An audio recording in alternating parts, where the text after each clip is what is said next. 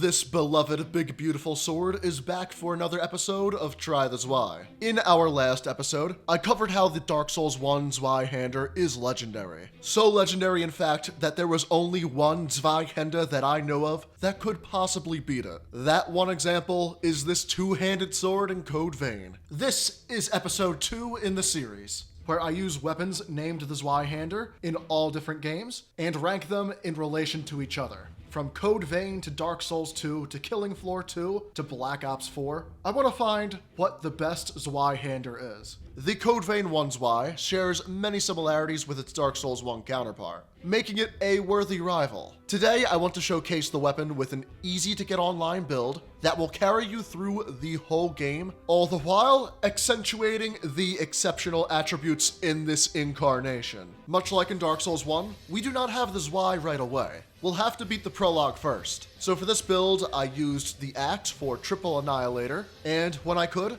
I used backstabs, because in this game, they are very overpowered, and were rightfully nerfed in Code Vein 2. After the very first area, there's the first greatsword available to us. The Queenslayer is hidden, drop down a little bit, and you can find it in a chest. This is the weapon I used for the Oliver Collins fight, and with the prologue out of the way, we can head towards our weapon. For now, use the Berserker Blood Code, so you can master Blow of Madness. That missile in the parking garage is closest to the Zweihander. On screen, I'll be showing sped up footage of me going around the map and opening that back door, revealing the shortcut with easy access. Rest up at the missile and head down those stairs you opened up. Past an enemy and behind some breakable crates, you'll find yourself a +1 Zweihander waiting for you in a chest. There's a very efficient light attack and a strong heavy attack on this weapon, but much like in DS1, there is one move we want to concentrate on. In this case, that is the special attack.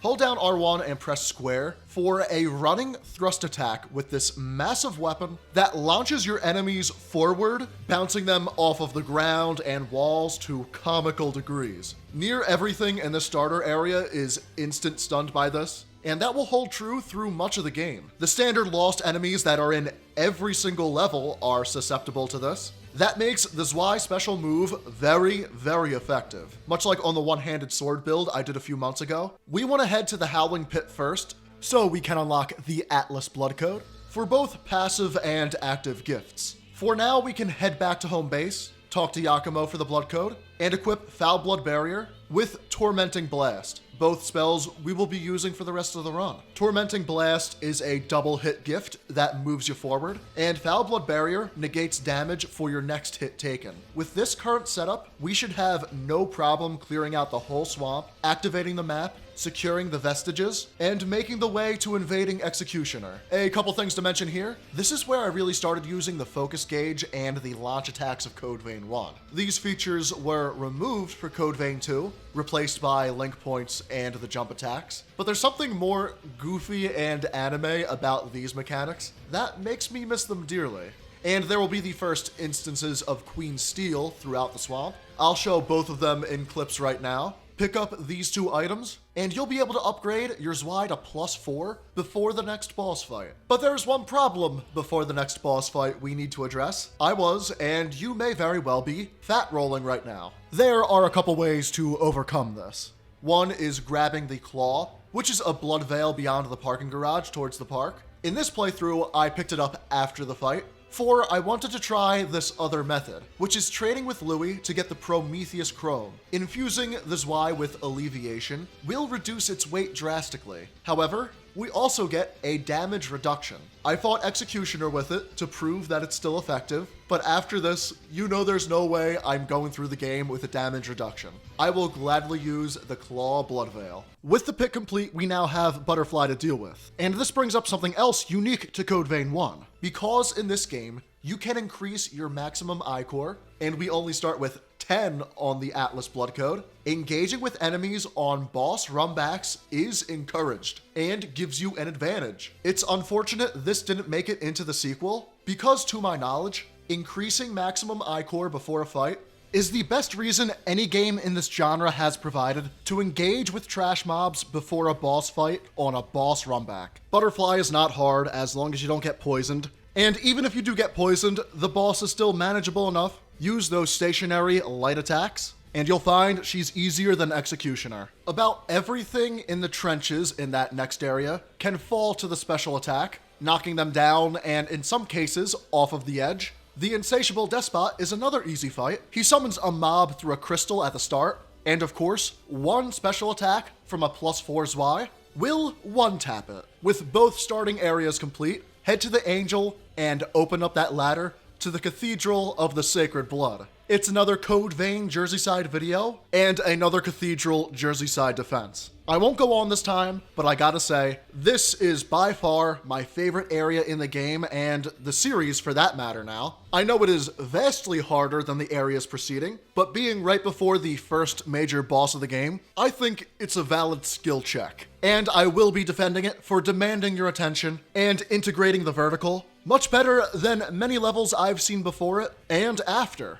Otherwise, there's a few quick tips I want to go over. If you have the Claw like me, you have one of the faster parries in the game. Hit the parry button as those sword-wielding elites are winding up for you. And for the halberd elites, right before they disappear for their special attack, hit the button and you'll get a critical on them every time. If you want the other lightweight blood veil in the game, there is a thorn hiding below a walkway. It's just below a destroyed guardrail before the Argent Wolf Berserker fight. Something nice about this fight is that this boss can both be backstabbed and launch attacked. This makes him a bit of an outlier amongst the bosses of the game, but it means we can have plenty of Ichor throughout the fight. After this, I did the player memories, but I screwed up in doing this. I have a setting on in this game where all my blood veils are transparent so I can customize the look of my character completely, but when you enter the memories, your character automatically puts on a claw-type blood veil. I didn't notice I was running around with an unupgraded armor set for far too long, and you may not notice right away if you're already using a claw like I am. So please be mindful of that. Completing the memories and defeating the knight gives us the Queenslayer blood code, perhaps the best in the game, but I won't be using it here. Atlas is so good for our purposes. Even if it is a starter blood code, it will still carry us all the way through. But I did add a couple things to my build around here. I had enough for two-handed sword mastery, strength and dexterity up, and overdrive. Another boost along with adrenaline to increase the power of all of my attacks. I didn't use it as much, but I had Blow of Madness and Flashing Fang on this build. Both can be used in tandem to increase the damage of one single blow. And after that, otherwise summarizing what happens in the game, I haven't much more to say about the build. As I just mentioned, we have the two gifts that boost one single attack, Overdrive and Adrenaline that boost all our attacks, Overdrive until we get hit, Adrenaline for quite a long time, Foulblood Barrier for defense, Triple Annihilator for a single enemy, and Tormenting Blast to hit something ahead of us or take out multiple enemies at once. Our standard weapon moveset is hard-hitting, and when in doubt, use the special attack. With Drain, Launch, and Parry attacks, utilized wisely before a boss fight, we can set ourselves up for success every time. The bosses in this game are mechanically simplistic, especially when compared to the hero bosses in Code Vein 2, but they don't have that preparation phase before the boss fight. That was rather unique to this game. If you can't tell, I've been thinking about the differences between the games a lot, and the more I think about it, the more I want to go back and play Code Vein 1. And I think the comparisons in this video are appropriate because I am comparing the Zweihander throughout all its incarnations. The difference in playstyle between Code Vein 2 and 1 mean you use the Zweihander differently, and therefore, the Code Vein 1 Zwei is superior. But before we get too off track, to finalize the build, there is one more gift I used. That is something I could have used earlier, as it's in the Berserker blood code, Dragon Lunge. Not only does it make a really cool sound, but Dragon Lunge carries you forward and is perfect for single target fights. The Gilded Hunter is one of the tougher fights in the game, so after his crazy phase, I gained back some Ichor with that special attack and launched one Dragon Lunge that almost finished him off right then and there. I only needed one more light attack. Black Knights can also be taken care of with Dragon Lunge quite efficiently, and that right there is our build completed. For the boss fights, if we step around the successor of the Claw, she can't really hit us when we're on her side, and for Eva's fight, you can stick close to her again and use any attacking gift to take her out. The strategy isn't much changed from my one-handed sword playthrough, so if that's something you'd like to hear, do check out that video. There are many Black Knights in the Crypt Spire, So Dragon Lunge it is, and I hate to say it, but Blade Bearer and Cannoneer is the only fight I summoned for. I will do the solo one day. I said I would. I promise I will. But today is not that day. I gotta get this new episode of Try the Zwei out, so maybe I can fight the depth version of this boss to give myself an extra challenge when I decide to tackle it solo. Juzo Mido is an easier fight. He hits hard, but he has pretty well telegraphed sword swings. This ups our focus gauge and therefore recovers all our stamina and lets us use launch attacks. Obviously you can't launch him up, but someone do correct me on this. It seems that launch attacks, while focused against bosses, do great stagger damage. So, when given the opportunity, I use them. With Mido defeated, we're outside the Provisional Government Center and can use everything we've learned so far. The standard Lost are weak to the special attack, even the Knights are weak to the launch attack, and there's an elite right before the Knight Reborn fight. Up your I-Core, and I do want to show this fight in its entirety here. I did a pretty darn good job with this one.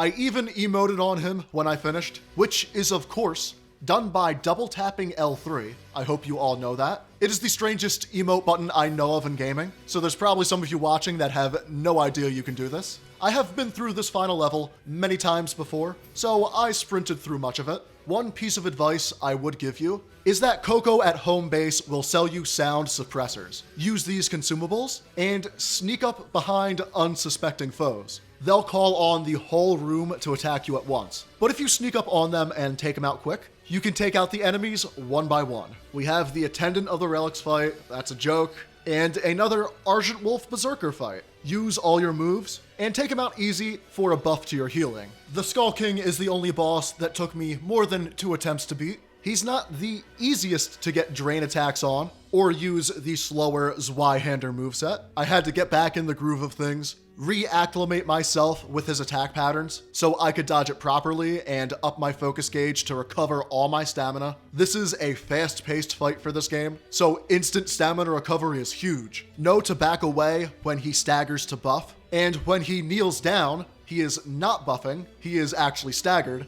That is when you want to go on the offensive. Defeat him and missile out there right away. There is another consumable that I am going to highly suggest to you, which is the Mobility Enhancer. The Virgin-born fight has the Thorns of Judgment move at the start of Phase 2 and all throughout it.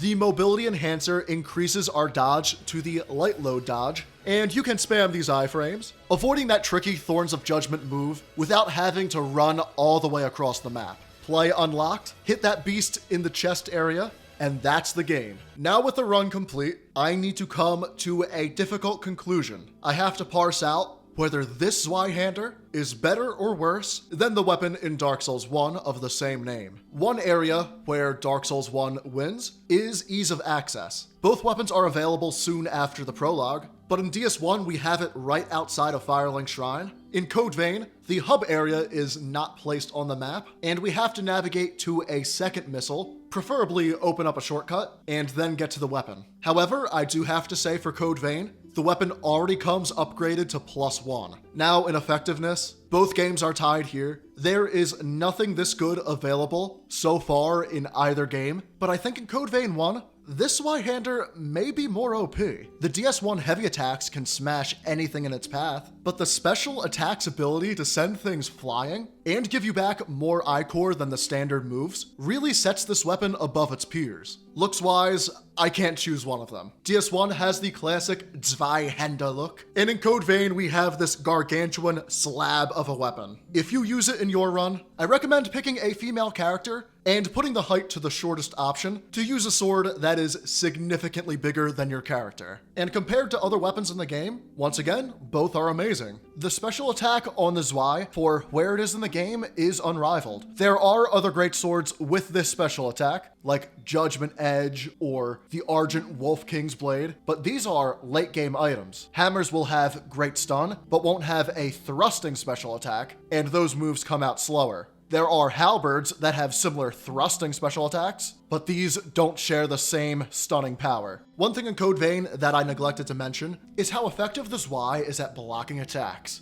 I don't block in Code Vein 1, or any Souls game for that matter, so I didn't use it too much, but if that's a playstyle you choose to utilize, you should be picking up the Zweihander for it. This may be a controversial take, and I reserve the right to change my judgment at a later time, but I think I'm gonna put the Code Vein 1 Zweihander a touch above where it is in DS1. It is that good. I've used both of them on more than one run, and when I think of overpowered, this is the version that comes to mind. And if you disagree, do let me know in the comments down below. I know what I'm saying may be considered sacrilegious to a few, but after doing these runs in close proximity to each other, it's what I feel. So yeah, let me know your experience with these weapons, if you agree or disagree, or your thoughts on them in general. I know the one game that could possibly beat the DS1 Zwei was Code Vein, and as of now, I think it does it. And that is yet another JerseySide video focusing on the great weapon we call Zweihander.